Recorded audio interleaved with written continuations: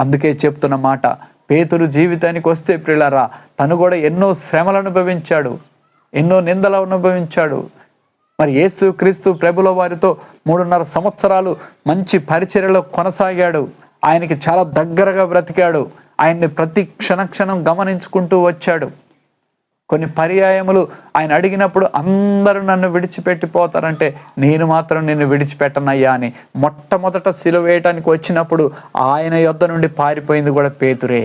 అయినా తను ఎంత మాత్రం నిరాశ చెందలేదు, తను ఎంత మాత్రం కూడా అధైర్యపడలేదు. కానీ ఒక క్షమాపణ కోరుకొని, యేసు నామంలో క్షమాపణ ఉంది, యేసు నామం కృప చూపే నామం, యేసు నామం సరిచేసే నామం, యేసు నామం తప్పిపోయిన వారిని సరైన త్రోవలో నడిపించే నామం అని ఎప్పుడైతే పేతురు నమ్మాడో, మళ్ళీ తిరిగి వచ్చి అయ్యా అని దేవుని దగ్గర ప్రాధేయపడి క్షమించమని అడిగిన తక్షణమే దేవుడు శక్తితో నింపాడు. దేవునికి స్తోత్రం కలుగును గాక.